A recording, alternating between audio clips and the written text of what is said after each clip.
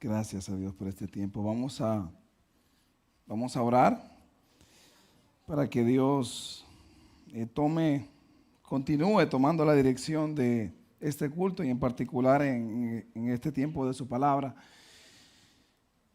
Mi Dios, te doy gracias por todas tus maravillas, por todas tus obras, por todo tu amor y tu cuidado para con nosotros.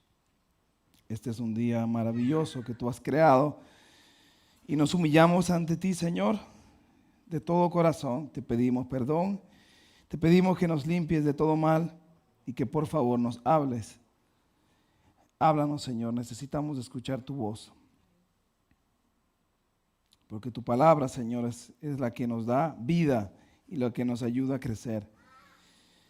Limpia todo nuestro ser, quita todo ruido que haya en nuestra mente y permítenos, oh Dios, escuchar tu santa y bendita palabra en el nombre de Jesús. Amén. Amén. Keila decía durante la alabanza que una vez que somos salvos, ¿verdad? Porque Dios nos mantiene aquí. Si el asunto es la salvación exclusivamente, que sería maravilloso solamente la salvación, pero Dios le añade algo más, que Dios te salva, pero Dios te deja aquí en la tierra. Porque Dios tiene un propósito para tu vida, para con mi vida. Y Dios quiere que nosotros seamos de bendición. Él quiere bendecirnos y desea que seamos de bendición a los demás. El título del mensaje de hoy es Separados para Dios. Dios quiere una iglesia distinta al mundo. Dios quiere una iglesia separada del mundo. Aunque estamos en el mundo, nosotros no somos del mundo. Nuestra identidad es diferente. Dios nos manda a ser diferentes. Porque como veíamos en el jueves pasado, en el estudio bíblico, cuando mi vida es una vida mediocre en el Señor, cuando no busco del Señor, cuando no tengo relación con Dios y cuando me parezco mucho al mundo, que tanto al mundo que nadie ni siquiera nota la diferencia, entonces yo pierdo autoridad. En el momento que le voy a hablar al vecino, a un compañero de trabajo, y le hablo del Señor, si me comporto como un mundano, aún siendo un creyente, yo pierdo autoridad.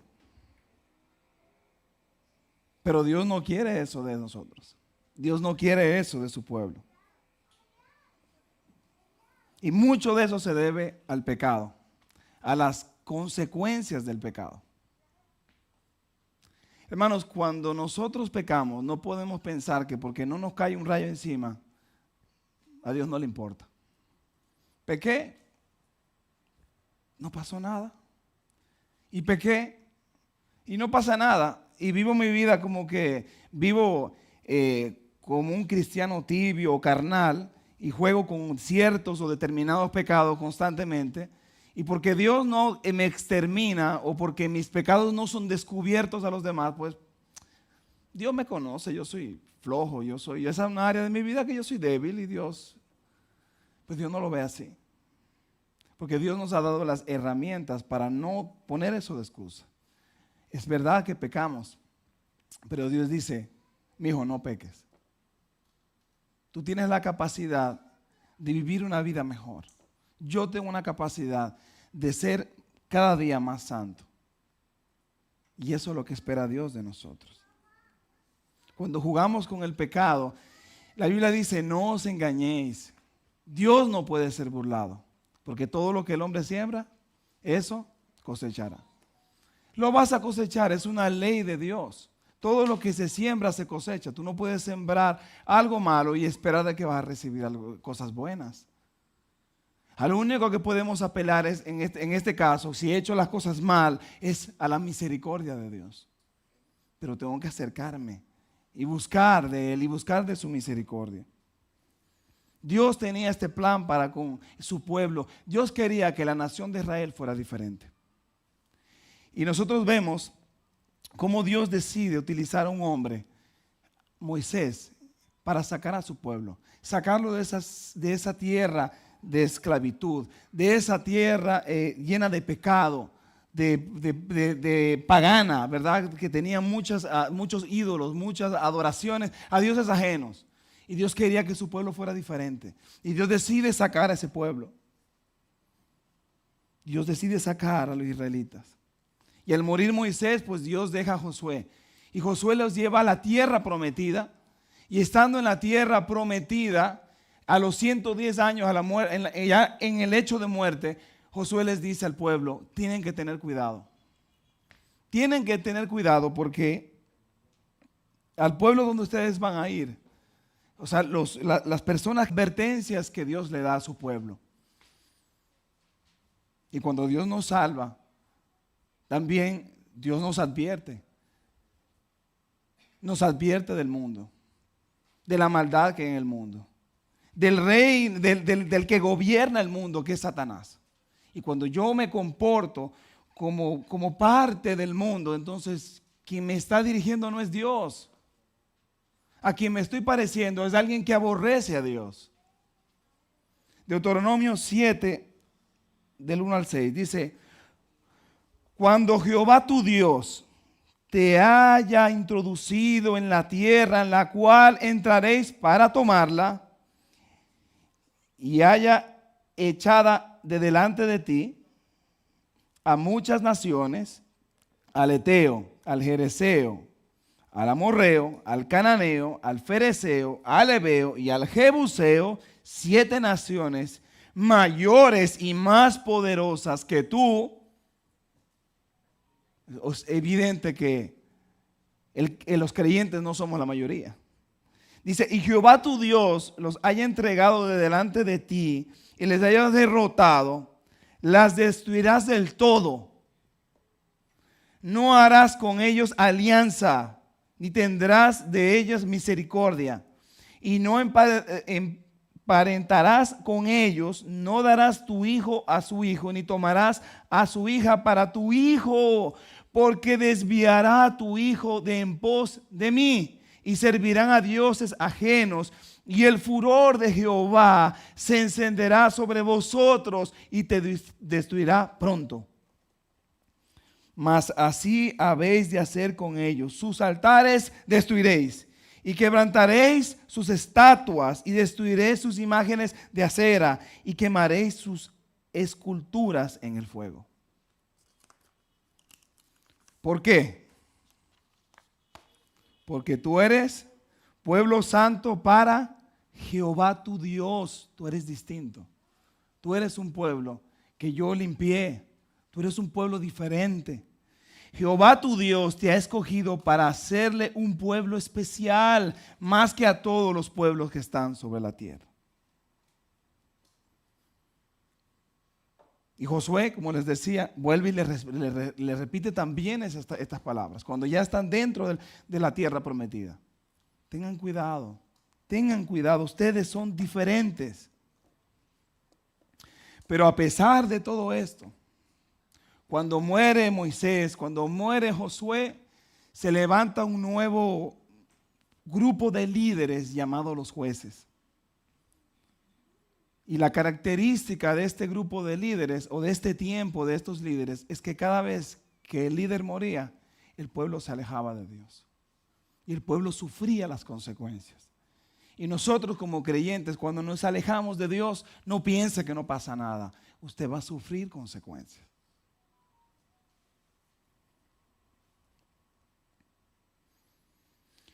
En Jueces 2:10 dice, y toda aquella generación también fue reunida a sus padres. Y se levantó después de ellos otra generación que no conocía a Jehová ni la obra que él había hecho para Israel. Y yo me pregunto, ¿cómo es que se levanta una generación que no conoce a Dios? ¿Culpa de quién es? ¿Qué han hecho los padres aquí? Qué descuido, ¿verdad? ¿Cómo es que se levanta una nueva generación que no conoce a Dios? Bueno, pues sencillo. Deje de hablarles del Señor a sus hijos y usted va a ver. Vaya a una comunidad y deje de hablar de Dios como están haciendo en las escuelas, que quieren quitar a Dios. Imagínense. Si los padres nunca hablan de Dios y se la pasan hablando, insultándose uno al otro y hablando de problemas, y en la iglesia y en las escuelas que antes le hablaban de Dios y ahora no se quiere hablar de Dios, pues imagínense. Por eso que después no saben nada de Dios. ¿Saben de Jesús? Bueno, porque estamos en una región del mundo, ¿verdad? En la cual, entre comillas, la mayoría cristiana, ¿verdad? Entre comillas. Es que creyente, entre comillas. Pero no tienen una relación con Dios. Porque el niño no va a tener una relación con Dios si no es inculcado para tenerla. Y esta generación le había sucedido eso. Estos padres, aparentemente, por lo que podemos observar, se habían descuidado de instruir a sus hijos. El pueblo se olvida de Dios. Y caen en este patrón muy dañino, que cuando el pueblo se olvida de Dios, es atacado por sus enemigos, y luego empiezan a clamar a Dios: Señor, ayúdanos, sálvanos. Y Dios se compadece de su pueblo y levanta a otro juez, a otro líder, y vuelven a caer en lo mismo. Cuando están en paz, cuando las cosas están bien, es cuando menos buscamos de Dios. ¿No se ha dado cuenta de eso? Que cuando usted está bien, que cuando tiene esa nevera llena, cuando tiene un par de pesitos ahorrados, cuando nada se le está dañando en la casa, ni el vehículo, ni la estufa, cuando las cosas están bien, ¿no se ha dado cuenta que es cuando menos busca de Dios? Es cuando menos buscamos de Dios. Pero cuando tenemos un problema, una enfermedad, un problema con un hijo, alguna adicción, entonces ahí sí clamamos a Dios. Y empezamos, Señor, si tú haces esto por mí, yo voy a hacer esto. Yo me voy a entregar a ti. Si tú me das salud, si tú me das un carrito, yo prometo, Señor, que voy a llevar a los hermanos a la iglesia. No levanten la mano los que han hecho esa promesa, pero usted lo sabe. Se pide mucho a Dios en el momento de la angustia y nos olvidamos de Él cuando estamos bien.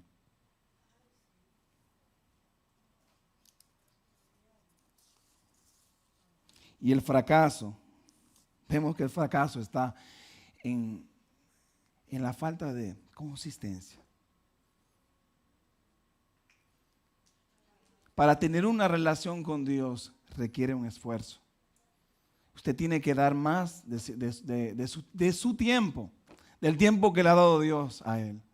Y menos tiempo en tantas cosas, que tonterías que nos roban el tiempo. Conversaciones, pantallas, tantas cosas que nos roban el tiempo. Si yo no decido cortar mi tiempo, ¿verdad?, con esas cosas, involucrarme más con Dios, nada va a cambiar. Vamos a seguir viviendo así como el pueblo de Israel, que cuando se me presenta un problema, entonces soy cristiano de verdad. Y busco de Dios de día y de noche. Y yo le clamo. ¿Por qué no me responde?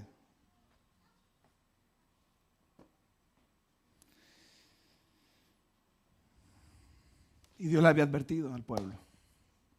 Jueces 3, 5 y 6 dice: así los hijos de Israel habitaban entre los cananeos. O sea, Dios les advirtió: no hagan eso. Los heteos, amorreos, fereceos, heveos y jebuseos. ¿Y qué es lo que va a suceder entonces? Y tomaron de sus hijas, fíjese, de los inconversos, por mujeres, y dieron sus hijas a los hijos de ellos y sirvieron a sus dioses. Dios advierte eso sobre el yugo desigual. Y a veces uno escucha tristemente, ¿verdad?, de creyentes que se unen con inconversos. No, pero eso no es nada. Tenemos muchas cosas en común. ¿Qué puede tener una joven creyente con un joven no creyente? ¿Qué pueden tener en común? ¿Qué te hace reír? ¿Qué te hace sentir bien? ¿Qué pueden tener? ¿Cuál es el destino de uno? El infierno, y el del otro el cielo. ¿Qué comunión puede haber entre la luz y las tinieblas? Ay, que se ve muy bonito. Es que tiene una gran sonrisa. Todo eso pasa. Y cuando se vuelva viejo, ¿qué vas a tener? Se va lo bonito y te quedas con el incrédulo. Pero a veces nosotros entendemos y pensamos que no, que a mi manera, yo pienso que me va a ir bien. No, pero es que Él es diferente. Dios no quiere que entremos en ese juego. Dios no quiere que nos mezclemos con no creyentes, porque habrá consecuencias. Deuteronomio, el versículo 4, como leíamos, porque ¿qué va a hacer? Desviará tu hijo en pos de mí. ¿Por qué creemos? Yo sé que sucede muchas veces sucede, ¿verdad? De que las personas llegan que hay una pareja, ¿verdad? Una es creyente, el otro no es creyente, y con el tiempo, pues, la otra se convierte y también se convierte, o sea, viene a los caminos del Señor y se hace creyente también. Pero la mayoría de casos no es así, la gran mayoría de casos no es así. Y eso no es la manera de Dios. Dios dice, porque desviará tu hijo de en pos de mí, ¿y qué van a hacer? Y servirán a dioses ajenos. Por eso es importante la relación matrimonial. Es fuerte. Es fuerte. El que está haciendo lo malo fácilmente te jala a ti a hacer lo malo. Es más fácil el que tú lo hagas que haga lo correcto. Porque lo malo sale natural. Pero lo bueno cuesta. Lo bueno es difícil. Lo bueno hay que sacrificarse. Lo bueno requiere, yo no, Cristo sí. A Cristo no le va a agradar eso. Eso requiere esfuerzo. Y no nos agrada. Pero a la carne sí le agrada pecar. Entonces es más fácil ser atraído por el mal.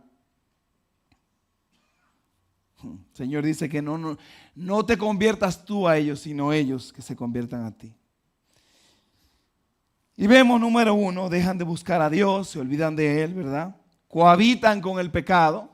Ya se empiezan a mezclar, no sacan a los creyentes, o sea, no sacan a los incrédulos de ahí, se quedan con los incrédulos en la ciudad y luego pues se mezclan, se unen al pecado. ¿Y qué terminan haciendo? Terminan adorando los dioses falsos. Y como ya sabemos la historia, ¿verdad? ¿Qué sucede? El pueblo nuevamente es atacado. Y en Jueces vemos al primer juez, ¿verdad? Otoniel, que viene y Dios lo utiliza, les trae libertad y tienen unos 40 años de paz. Y luego, ¿verdad? Jueces 2, 18 y 19 dice, y cuando Jehová les levantaba jueces, Jehová estaba con el juez y los libraba de la mano de los enemigos todo el tiempo de aquel juez, porque Jehová era movido a misericordia. Yo no obligo a Dios a perdonarme. Dios no está en la obligación de perdonarme. Dios es movido a misericordia para hacerlo. Dios no tiene una obligación con nosotros. Dios tiene misericordia de nosotros. Dios no está en la obligación de perdonarte cuando pecas, cuando yo peco. No es una obligación de Dios. Oh, yo soy mi hijo, Él la va a pasar por alto. El Señor disciplina. Y Dios dice que tiene misericordia.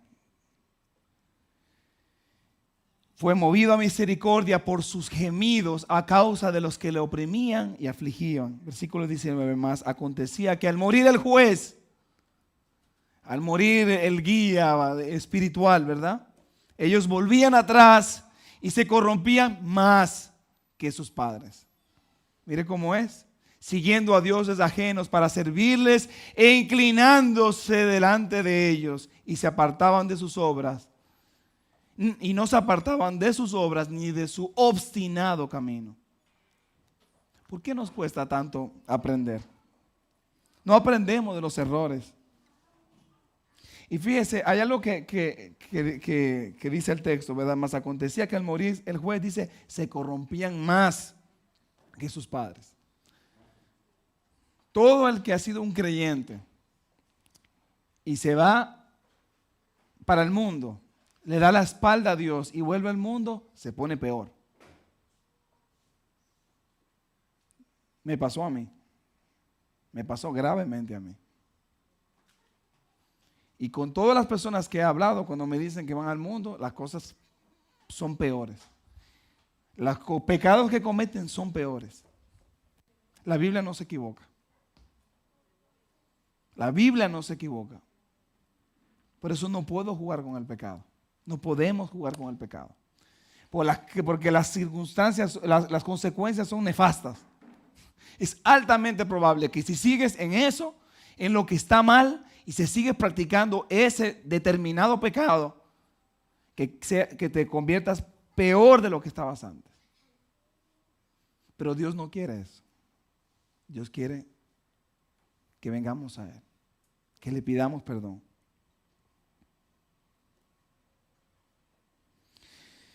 En uno de estos ataques, ¿verdad?, a Israel, que fueron perpetuados por 3 enemigos, los madianitas, los amalecitas, y dice la Biblia en el capítulo 6 de los Jueces y los hijos del norte, dice que sometieron a los israelitas por 7 años. Y los israelitas estaban en una condición que tenían que esconderse. O sea, se escondían en las hendiduras, en las cuevas de las montañas.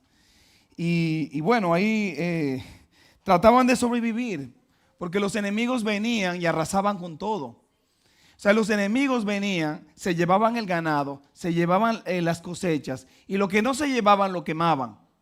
Entonces el pueblo andaba así escondiéndose. Pero Dios decide nuevamente tener misericordia, intervenir por su pueblo. Y vamos a ver el ejemplo de un hombre que escucha la voz de Dios y decide hacer algo al respecto. Y vamos a ver lo que el ejemplo de su vida, de cómo partes de su vida, cómo él reaccionó y cómo Dios actúa en consecuencia. Porque cuando tú eres obediente, Dios te bendice y Dios está contigo.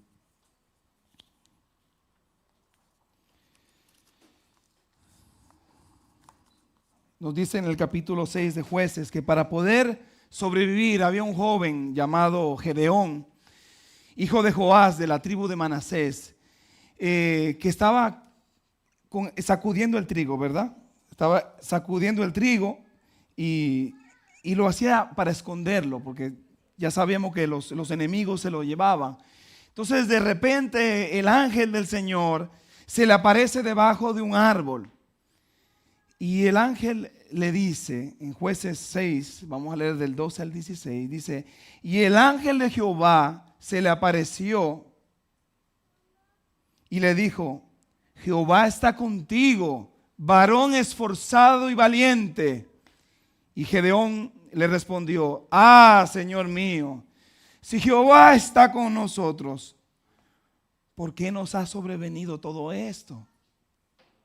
¿Y dónde están todas sus maravillas que nuestros padres nos han contado, diciendo, nos sacó Jehová de Egipto y ahora Jehová nos ha desamparado y nos ha entregado en manos de los madianitas? Gedeón le dice, el Señor está conmigo, y si el Señor está conmigo, ¿por qué estoy pasando esto? ¿Por qué el pueblo está pasando esto? ¿Por qué me está llevando quien no me trajo? Si Dios está con nosotros, como dicen algunos, ¿por qué estoy pasando las de Caín? ¿Por qué? ¿Por qué? Por las consecuencias. Porque el pecado trae consecuencias. Y el pueblo lo había hecho una y otra vez. Y Gedeón se cuestionaba, si Dios está conmigo, ¿por qué me pasa esto? ¿Y por qué si soy creyente me está sucediendo lo que me está sucediendo? ¿Por qué estoy atravesando por este problema?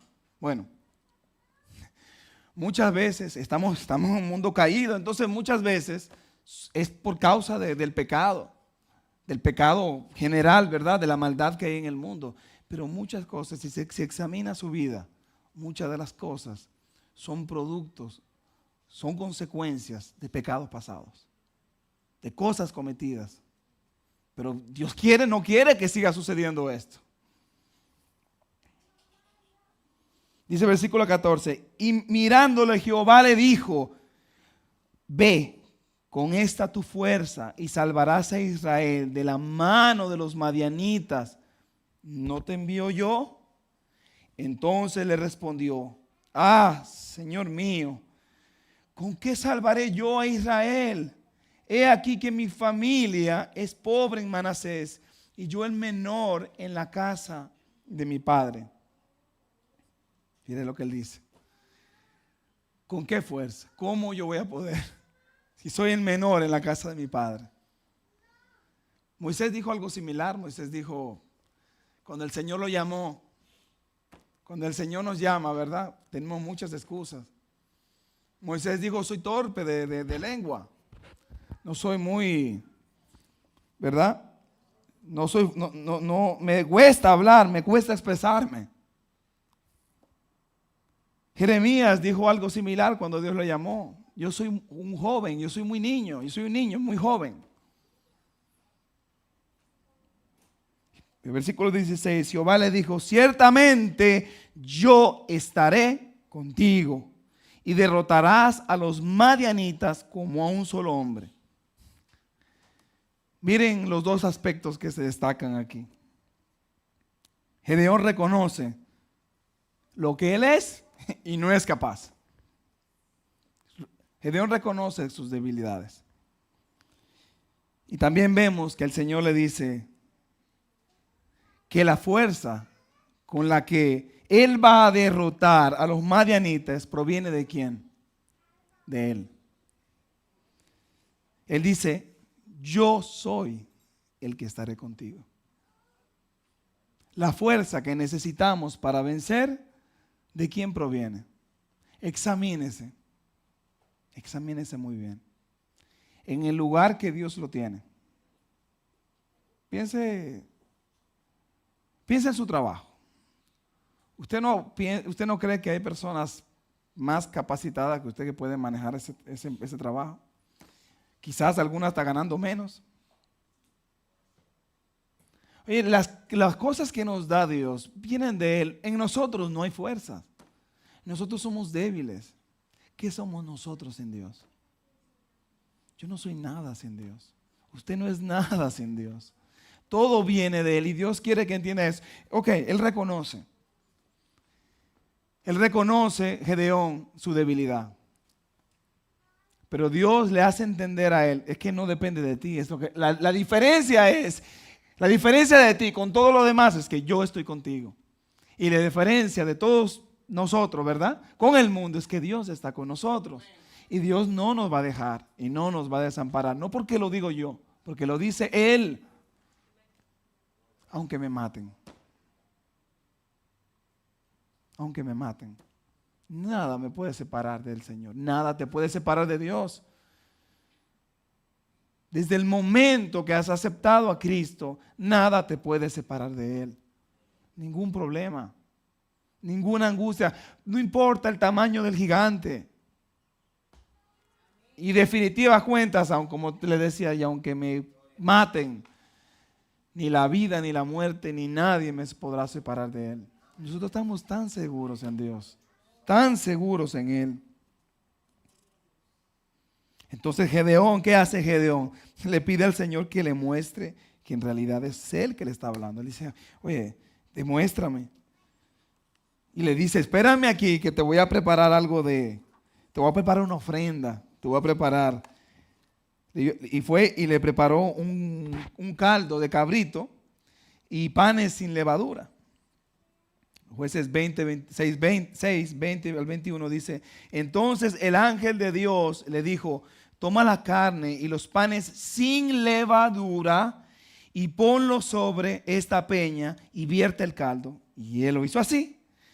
Y extendiendo el ángel de Jehová el báculo que tenía en su mano, tocó con la punta la carne y los panes sin levadura y subió fuego de la peña, el cual consumió la carne y los panes sin levadura y el ángel de Jehová desapareció de su vista.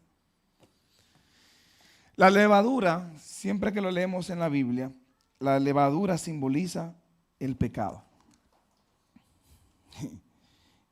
Y una de las prácticas que tenía el pueblo de Israel es que durante una semana en el año tenían que abstenerse de ponerle levadura al pan. Tenían que comer levadura pan sin levadura. Pan sin levadura. ¿Por qué? Porque la levadura, el pan sin la levadura, lo que simbolizaba era la pureza. Y Gedeón le presenta este pan al Señor. Un pan, esa es la ofrenda que le da, un pan limpio, sin purezas. Y el cabrito, como leemos en la Biblia, se sacrificaba para cubrir los pecados. Y entendemos que el ángel del Señor, Dios mismo, ¿verdad? Cuando acepta la ofrenda la ofrenda del cabrito y la ofrenda del pan sin levadura, estamos entendiendo de que es una manera en la que Dios acepta que Gedeón ha sido limpiado de su impureza. Entonces, ya que Gedeón ha sido limpiado de su impureza, pues entonces ahora hay que trabajar en su casa, en su círculo interno. Porque Dios empieza así. Dios empieza con tu vida, con mi vida, y luego que mi vida está a cuentas con Dios, luego que Dios me ha perdonado, pues entonces ahora tengo que limpiar mi casa. Ahora tengo que poner mi casa en orden. Eso es lo que Dios quiere. Vamos a ver. Versículo 25. Aconteció que la misma noche le dijo Jehová: toma un toro del hato de tu padre y el segundo toro de 7 años y derriba el altar de Baal que tu padre tiene y corta también la imagen de acera que está junto a él. Versículo 26. Y edifica altar a Jehová tu Dios, altar a tu Dios en la cumbre de este peñasco, en lugar conveniente. Y tomando el segundo toro, sacrifícalo en holocausto con la madera de la imagen de acera que habrás cortado. Y Gedeón así lo hizo. Ahora, para estos pueblos paganos, ¿quién era Baal y quién era Acera? Bueno, Acera era la diosa de la fertilidad, del amor sexual, bueno, y Baal era el dios de la lluvia y del trueno. En esta región, en la región de Canaán, se caracteriza porque hay épocas del año donde no llueve. Entonces, si Baal representaba al dios de la lluvia y al dios del trueno, y Acera, la diosa de la fertilidad, el tenerlo a los dos significaba que iban a tener mucha lluvia, iban a tener, ellos necesitaban de la cosecha, necesitaban de la lluvia. Entonces, en esta mentalidad pagana, ellos, imagínense, para ellos estos dioses lo eran el todo, porque ellos son los que te traen la lluvia. Entonces, se suponía que si tenían a los dos juntos iban a tener abundancia, mucha lluvia, mucha gran cosecha. Ahora, ¿qué sucede? Dice que cuando se levantaron los de la ciudad y vieron que su dios Baal estaba derribado y la diosa estaba hecho leña, ¿cómo ustedes creen que estaban sus esperanzas de tener una buena cosecha? Ahora, piensa como pensaban ellos. ¿Qué ustedes harían con el que se le ocurrió hacer eso? ¿Cuál sería la reacción de estos hombres impíos con una persona que decide hacer las cosas bien y que se enfrenta a todo esto? Quiero picarlo, sí, probablemente. Dice que enfurecidos empiezan a indagar. O sea, empiezan a ver, ok, ¿quién hizo esto? ¿Quién fue? Y bueno, pues lo buscan para matarlo, se enteran que es Gedeón y van a la casa del padre, ¿verdad? Joás. Y le piden que lo entregue. Entréganos a ese muchacho. Miren, las personas el pueblo estaba tan y tan corrompido que Gedeón hace algo bueno. Destruye estas imágenes, ¿verdad? Y hace un holocausto para el Señor. Y están tan y tan torcidos que empiezan a llamarle a lo bueno malo y a lo malo bueno. Es que el mundo no ve las cosas como nosotros las vemos. Y el mundo está así ahora, que cuando tú hablas en contra de ciertos temas, pues entonces te quitan, te cortan, te llevan a corte, te cortan el canal, te cierran, te dicen que eres un intolerante. Porque eso es bueno. Prácticas pecaminosas son buenas, según el mundo. Y si hablamos en contra de ellos, pues nosotros estamos malos. Y esto es lo que le estaba pasando a Gedeón. Lo buscaban para matarlo. Y el padre, que tenía el altar en su casa, parece que se le prendió un bombillo y dijo: ¿van ustedes a pelear por Baal? ¿Van ustedes a echarse ese pleito? Pues si Baal es Dios, pues entonces que Baal lo mate a Gedeón. Que sea, si él es verdaderamente Dios, que él haga algo, ustedes ¿por qué lo tienen que hacer? Si él es poderoso, que se defienda a él. Y de ahí en adelante pues le cambiaron el nombre, Jeroboam, el que contiende contra Baal.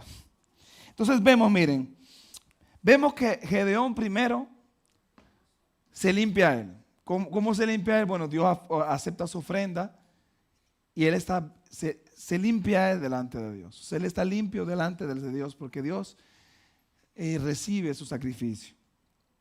Luego vemos que limpia su casa, la casa de su papá, de los dioses. Pone su casa en orden. Cuando la Biblia está en el Nuevo Testamento nos dice, no sé, cuando habla de los líderes, hace mucho hincapié en su familia, en su casa. Usted quiere empezar a cambiar, póngase primero a cuentas con Dios y ponga en orden su casa. Si usted vive con otros incrédulos, dé el ejemplo. Recoja su habitación. No haga desorden. Si ensucia algo, límpielo. Empieza a dar ejemplo. De ejemplo de creyente. Y ahora que está organizada su casa, pues entonces ahora es tiempo de trabajar afuera. Ya cuando mi vida está en orden, cuando mi casa está en orden, entonces Dios empieza a trabajar afuera. Y Dios empieza a trabajar con Gedeón.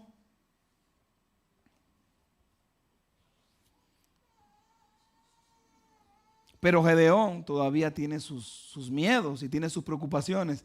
Y Gedeón dice: Señor, mira, si en verdad tú vas a librar a Israel usándome a mí, te pido nuevamente, Señor, que me permitas, o sea, permíteme, Señor, le suplica a Dios que le dé una señal.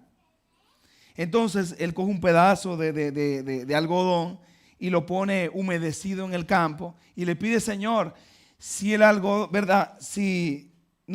Pone el algodón y pone en el medio del campo y dice: si el algodón se humedece y alrededor queda seco por el rocío, ¿verdad?, de la mañana, entonces sabré, mi Dios, que tú me has respondido. Entonces cuando se levanta en la mañana, coge el algodón, está lleno de agua y dice: ay, mi Señor, y se lo pone al revés.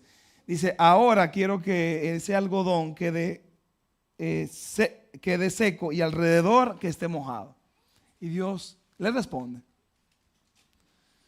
No sé si deberíamos, yo no diría que deberíamos nosotros ponerle a prueba a Dios de esa manera.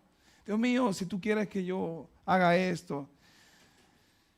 Pero yo no me atrevería a decirle que es algo, que es un pecado, que usted le diga: Señor, si tú me haces esto, Señor, yo me comprometo. Pero tenga cuidado con las promesas que usted le hace a Dios.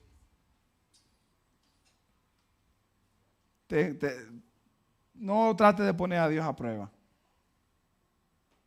No estoy diciendo que fue algo malo que hizo Gedeón, pero no lo ponga a Dios a prueba. Confíe en Él, ore en Él, tenga una relación cercana a Él. No tome decisiones apuradamente. Consúltele. Si usted está pensando en cambiar de empleo, en sacar a sus hijos y ponerlos en otra escuela, en otro colegio, consúltele a Dios. Si usted quiere mudarse, consúltele a Dios. Si usted está pensando tomar decisiones de esa manera, consúltele a Dios. Pídele a Dios en oración que lo guíe. Y usted va a ver. Pero cuando lo buscamos de corazón, Dios habla. Usted va a ver la mano de Dios. Usted va a ver la mano de Dios. Capítulo 7, versículo 1 al 3 dice: levantándose pues de mañana Jerobal, el cual es Gedeón, y todo el pueblo que estaba con él, acamparon junto a la fuente de Arod, y tenían el campamento de los madianitas al norte, más allá del collado de Moré, en el valle. Y Jehová dijo a Gedeón: el pueblo que está contigo es mucho para que yo entregue a los madianitas en su mano. No sea que se alabe Israel contra mí, diciendo: mi mano me ha salvado, que mi propio esfuerzo, yo lo hice. Ay, Dios mío. Ahora pues, haz pregonar en Dios, en oídos del pueblo, diciendo: quien tema y se estremezca, madrugue y devuélvase desde el monte de Galaad. Y se devolvieron de los del pueblo 22,000 y quedaron 10,000.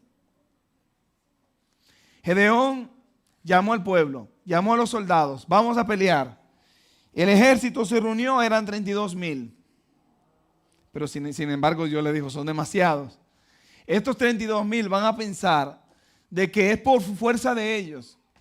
Qué error pensar, ¿verdad? Que cuando logramos hacer algo es por mi propio esfuerzo.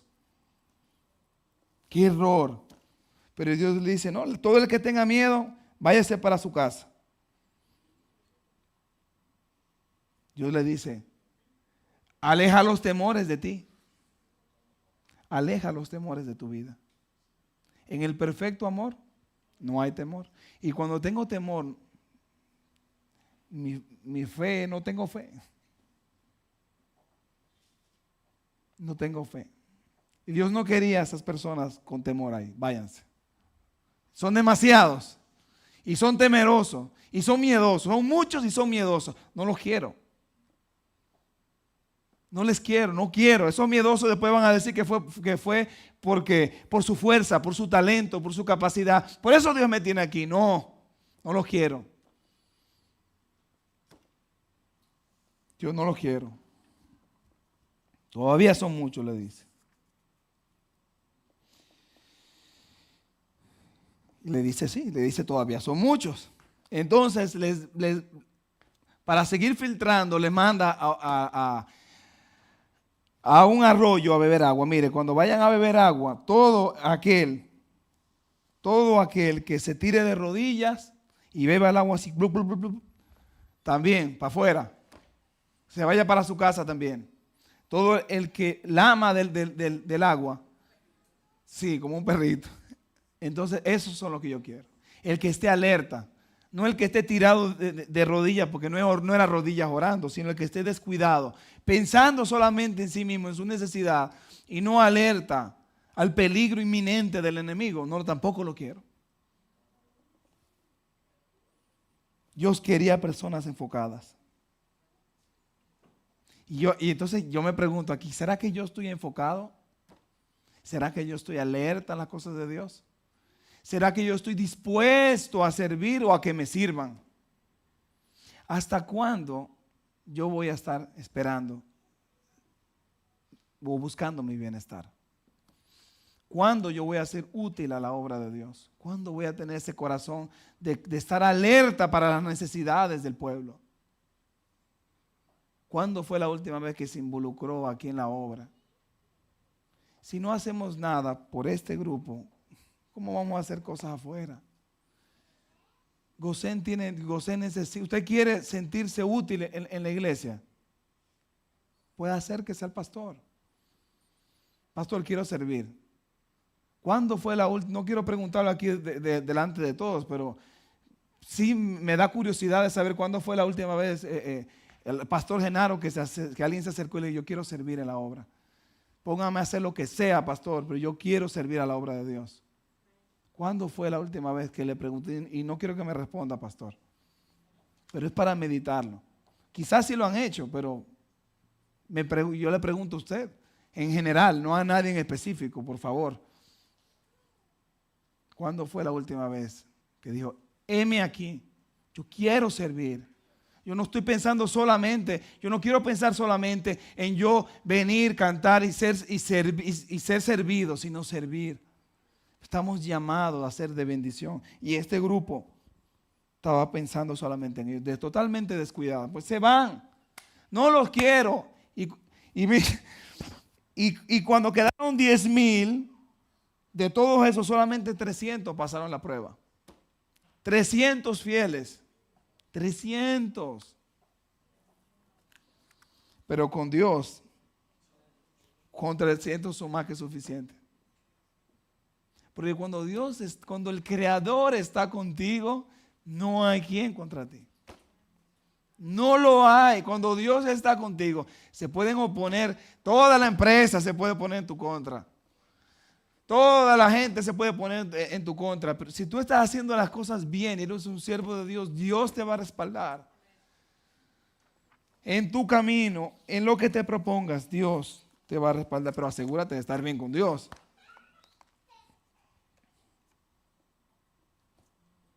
La Biblia dice que el diablo anda como un león rugiente buscando a quien devorar. Y no podemos descuidarnos. No podemos descuidarnos. Bueno, como les decía, Dios le va a dar la victoria a estos 300. Jueces 7, versículos 13 y 14. Cuando llegó Gedeón, he aquí, mire lo que sucede, porque Gedeón decide ir al campamento enemigo, a descender allá, a ver a escuchar lo que está sucediendo. Dice que cuando llegó Gedeón, he aquí que un hombre estaba contando a su compañero. Él está escuchando a los enemigos. Gedeón está escondido, está escuchando que están hablando los enemigos. Y dice un sueño, diciendo, he aquí, yo soñé un sueño. Y que él nos hablaba de eso. Yo creo en sueños. Yo también creo en sueños, pero tenga cuidado con los sueños. Porque la gran mayoría de sueños son cosas, usted lo sabe que son. Pero yo creo que Dios habla. Principalmente por su palabra. Principalmente por su palabra. Pero Dios es un Dios todopoderoso. Y el universo nos está hablando de Dios. Nos cuenta que es obra de sus manos. O sea, Dios habla como Él quiere, principalmente por su palabra. Eso es, lo que pasa es que la palabra es certera. Ahí ahí no nos equivocamos. Las otras cosas, pero Dios habla. O sea, Dios es poderoso. Dice, cuando llegó Gedeón, he aquí un hombre estaba contando a su compañero un sueño, diciendo, he aquí yo soñé un sueño. Veía un pan de cebada que rodaba hasta el campamento de Madián y llegó a la tienda y la golpeó de tal manera que cayó y la trastornó de arriba a abajo y la tienda cayó. Y su compañero respondió y dijo, esto no es otra cosa sino la espada de Gedeón, hijo de Joás, varón de Israel. Dios ha entregado en sus manos a los madianitas con todo el campamento. Entonces Gedeón, al escuchar eso, dice, no necesito más señal. Regresa y separa a sus 300 hombres y lo pone en grupos de 100, 100, 100, 100. Y le da sus chofares a cada uno, ¿verdad? Y ellos tienen cántaros y antorchas encendidas y empiezan por la espada de Jehová y de Gedeón y rompen.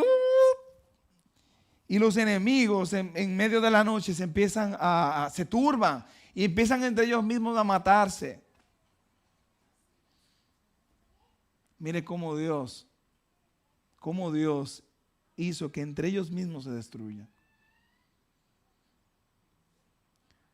Esos 300, cuando calculamos que al final eran 120,000 los enemigos que cayeron muertos y 15,000 que salieron huyendo. Hablamos de 135,000.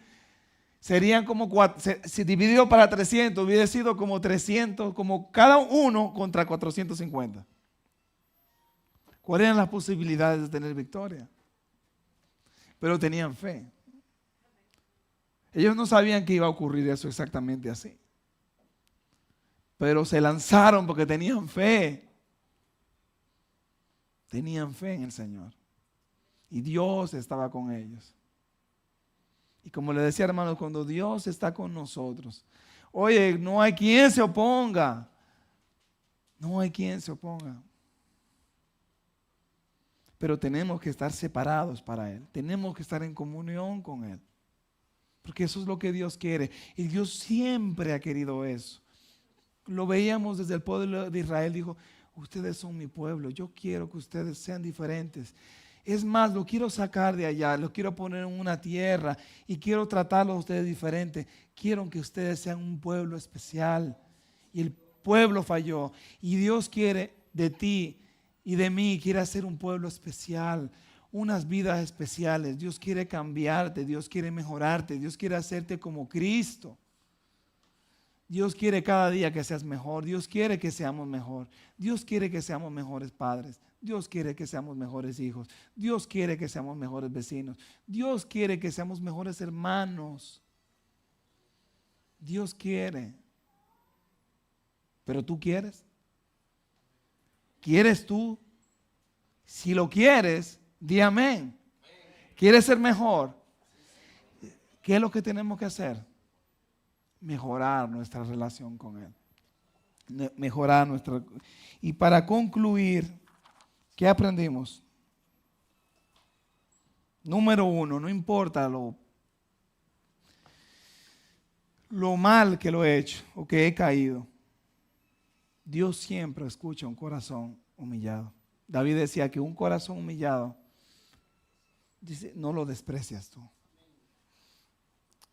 Dios es tan bueno que Dios no está obligado a perdonarlo, pero si tú le pides perdón de todo tu corazón, Dios te perdona porque te perdona. Número 2, si quiero ser usado por Dios y quiero sus bendiciones, debo presentar mi vida limpia delante de Él. Mi vida delante de Él, mire, sin levadura. Sí, no puedo estar arrastrando levadura. No puedo estar arrastrando pecados en mi vida. Número 3, debo ser luz en mi casa. Gedeón limpió su casa. Eso sí, que lo querían matar. Pero Dios le mandó, limpia tu casa. Ahora, si no es su casa, tenga cuidado con lo que usted va a hacer en casa ajena. Pero si es su casa, y usted es el jefe de familia, o usted tiene, o tiene algún tipo de autoridad, limpie su casa. 4, en el mundo tendremos aflicción y va a haber miedo y va a haber angustia, pero está con nosotros el príncipe de paz. Y acuérdese que usted tiene el príncipe de paz. 5, que debo estar alerta. Se lo mandaron a su casa muchos porque estaban pensando en su propio bienestar, ¿verdad? Descuidados, mientras que los que se quedaron alertas, tomando del agua, pero alertas, se quedaron. Y recibieron la bendición de la victoria. Oye, el enemigo anda al acecho. Y tengo que estar alerta porque eso es lo que el enemigo espera, el descuido. Número 6. Aunque los enemigos, los problemas, las circunstancias de la vida sean muchas y muchas, si Dios está con nosotros, ¿qué dice el texto bíblico? ¿Quién contra nosotros? Si Dios está con nosotros, ¿quién contra nosotros? Llévese eso en su corazón. Si Dios está con nosotros, ¿quién contra nosotros? Vamos a orar. Padre, te damos gracias por este maravilloso tiempo. Gracias por tu palabra, Señor. Gracias por todas las lecciones que aprendemos, Señor. Gracias, Señor, porque nos has dado ejemplo para que podamos seguir. Nos has enseñado lo que no debemos de hacer y lo que sí debemos hacer, Señor. Que este día, Dios, seamos bendecidos y que seamos de bendición para los demás. Desde este momento te lo suplico En el nombre de Jesús. Amén y amén. Hermanos, Dios les bendiga.